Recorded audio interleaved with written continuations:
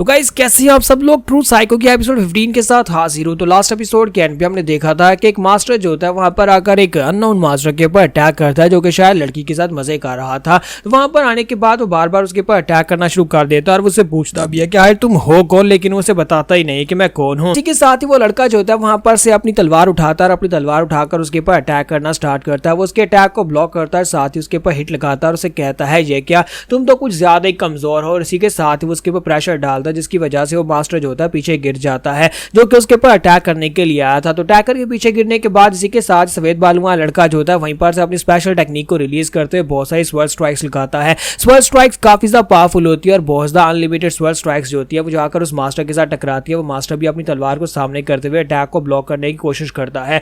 वो काफी सारे अटैक्स को ब्लॉक करता है, लेकिन काफी सारे अटैक्स उसकी बॉडी के साथ हिट होते हैं और इसी के साथ वो पीछे दीवार के साथ जाकर टकराता है। तो वो उसे कहता है कि ये तो डीमन स्लेइंग स्वर्ड टेक्निक है, मुक वैंग, क्या तुम वाकई में मुक वैंगी हो? तो वो उसे कहता है कि हाँ मैं मुक वैंगी हूँ। तो वो उसे कहता है कितने सालों के बाद तुम यहाँ पर आए हो, लेकिन यहाँ पर आने के बाद तुम मेरे ऊपर इस तरह से अटैक कर रहे हो? तो वो कहता है कि हाँ 191 डेज के बाद मैं यहाँ पर वापिस आया हूँ। तो इसी के साथ ही उसे कहता है कि चलो ये तो अच्छी बात है। फिर साथ ही अपनी कुर्सी पर बैठ जाता है और उसे कहता है कि तो मास्टर वैंगून मुझे एक बात तो बताओ कि यहाँ पर इतने दिन गुजरने के बाद तुम यहाँ पर स्पेशली क्या करने के लिए, और ऊपर से तुमने यहाँ पर सारे दिन भी गिने हुए हैं, ये तो बड़ी हैरान करने वाली बात है। अब मुझे बताओ कि स्पीयर ऑफ साइबेरिया को यहाँ पर क्या काम पड़ गया है? तो उसे कहता है कि शैडोज की तरफ से एक ऑर्डर आया है, हमारे मास्टर ने तुम्हारे लिए यहाँ पर एक ऑर्डर भिजवाया है कि लेवल 1 करना है। तो ये बात सुनते ही वहां पर वो मास्टर जो होता है वो वहीं पर रुक जाता है, थोड़ी देर के लिए शांत होता है, फिर साथ उसे कहता है अच्छा ठीक है, फिर मुझे ब्योन जोंगवा के बारे में बताओ। तो उसे कहता है कि ब्योन जोंगवा वो नामगोंग क्लैन में है और नामगोंग क्लैन में वहां पर 1 महीने के यानी 15 दिन के बाद एक शादी होने वाली है और वहां पर वो एक लड़की के साथ शादी कर रहा है। ये बात सुनते ही व्हाइट बालों वाला मास्टर काफी ज्यादा हैरान होता है और कहता है क्या वो शादी करने वाला है, कहीं उसका दिमाग तो नहीं खराब हो गया?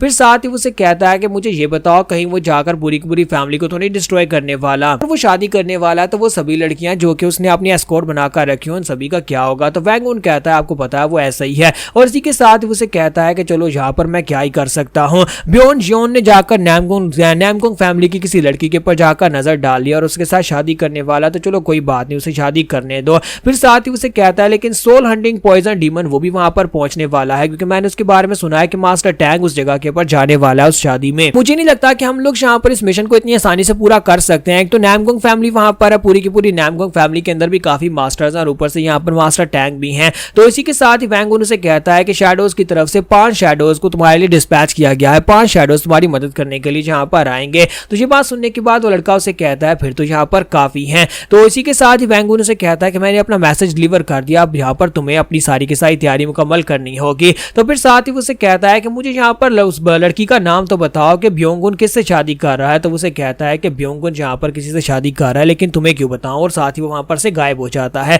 तो व्हाइट बालों वाला लड़का वहीं पर बैठा रह जाता है और कहता है कि यार इस बंदे का मैं क्या करूं, ये हमेशा इसी तरह ही करता है। और साथ ही वो उठकर खड़ा आता और कहता है कि मेरे कपड़े भी इसने गंदे कर दिए, अब यहाँ पर मैंने शुरू ही किया था और इसने उस लड़की को भी मार दिया है। तो बाहर आने के बाद वो कहता है कि वो कमीना कहीं का अब यहाँ पर ऑर्थोडॉक्स फैक्शन के लिए एक हीरो बन चुका है और उनकी एक लड़की के साथ शादी करने वाला है। और मैंने सुना है कि आन हुई कि वो लड़की बहुत ज्यादा खूबसूरत है, यानी नामगोंग फैमिली की लड़कियां बहुत ज्यादा खूबसूरत है, जिसके साथ वो शादी करने वाला है। चलो खैर अब यहाँ पर क्या किया जा सकता है। वो बाहर आता है, वहां पर आकर चुटकी बजाता है तो उसका एक सोल्जर वहां पर अपीयर होता है। तो वो उसे कहता है कि जाओ जाकर उस रूम को खाली कर दो और वहां पर बेड के ऊपर जो कचरा पड़ा है उसको भी साफ कर देना। और साथ ही उसे कहता है कि आज रात यहाँ पर जितने भी हमारे गार्ड्स हैं वो पहरा दे रहे हैं उन सभी को भी मार डालो, किसी को भी यहाँ पर वैंगून के बारे में नहीं पता चलना चाहिए कि वो यहाँ पर आया था। तो उसका सोल्जर कहता है जी मास्टर मैं अभी यहाँ पर सभी को क्लियर कर देता हूँ। और इसी के साथ ही वो बंदा जो होता है खिड़की में जाकर खड़ा हो जाता है और सामने नामगोंग फैमिली की तरफ देखता है जहाँ पर जश्न मनाया जा रहा होता है, क्योंकि वहां पर शादी हो रही है। यहाँ पर आन हुई ब्रांच के अंदर जो चोरमा सेक्टर का ब्रांच लीडर होता है, इसका नाम लस्ट डीमन पैगयोल होता है और इसे भी यहाँ पर एक शैडो का टाइटल दिया गया होता है, जो इसका टाइटल जो होता है वो टर्निंग शैडो का होता है। तो इसी के साथ ही वो नामगोंग फैमिली की तरफ देखता है, वहां पर हंसता और कहता है कि मुझे लगता है कि फाइनली ये करने का वक्त आ चुका है। तो दूसरी तरफ दिखाते हैं कि हमारे सैम की टीम भी वहां पर पहुंच चुकी है। वो लोग वहां पर पहुंच जाते हैं और वहां पर आने के बाद कहते हैं तो फाइनली हम लोग यहाँ पर पहुंच ही आए हैं।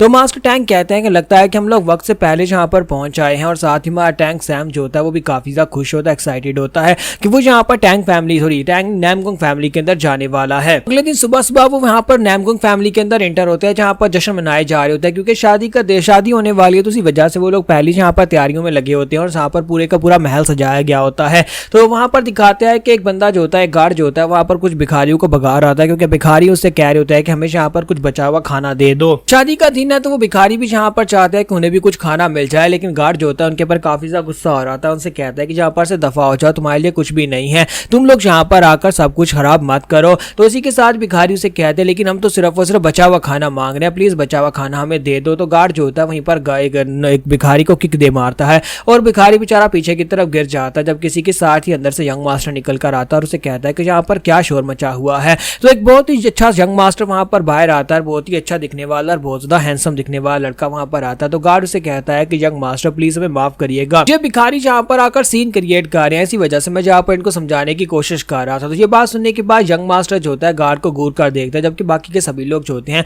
वो कहते हैं क्या तुम देख रहे हो, यही हमारा यंग मास्टर डू हियो ओक है। डू हियो ओक जो कि यहाँ पर हमारा दूल्हा है और इसी के साथ ही तो नामगोंग फैमिली की लड़की की शादी होने वाली है। तो यंग मास्टर डू जो होता है वहां पर भिखारियों की तरफ आगे बढ़ता है, उनके सामने अपना हाथ करता है और कहता है क्या तुम लोग ठीक हो। तो वो भिखारी जो होते हैं काफी ज्यादा खुश हो जाते हैं और कहते हैं जी सर हम लोग ठीक हैं। और इसी के साथ ही वो उनसे कहता है कि तुम लोगों को थोड़ी देर के लिए वेट करना होगा, अभी हमारे मेहमान नहीं आए और शादी की सेरेमनी स्टार्ट नहीं हुई, जब सभी लोग खाना खा लेंगे तो बचा हुआ खाना तुम्हें दे देंगे। और साथ ही वो गार्ड से कहता है कि इन सभी लोगों को बचा हुआ खाना जरूर देना। तो वो कहता है ठीक है सर मैं दे दूंगा। तो बाकी के सभी लोग जो होते हैं वो काफी ज्यादा हैरान होते हैं और कहते हैं कि देखो यंग मास्टर डू कितना ज्यादा अच्छा है। जैसा कि इसके बारे में कहा जाता है कि वो यहाँ पर राइटियस फैक्शन का एक हीरो है, उसने यहाँ पर राइटियस फैक्शन में बहुत सारे ऐसे कमीने लोगों को मारा है जिन लोगों को मारना हमारे राइटियस फैक्शन के लिए भी काफी ज्यादा मुश्किल था। खास तौर पर उसने कुछ ऐसे डिमोनिक फैक्शन के लोगों को मारा था जो कि यहाँ पर काफी सारा खून खराबा कर चुके थे। इसी वजह से तो नामगोंग फैमिली के लोगों ने अपनी बेटी नामगोंग खाई की शादी इस लड़के के साथ करने के लिए रजामंदी दी थी।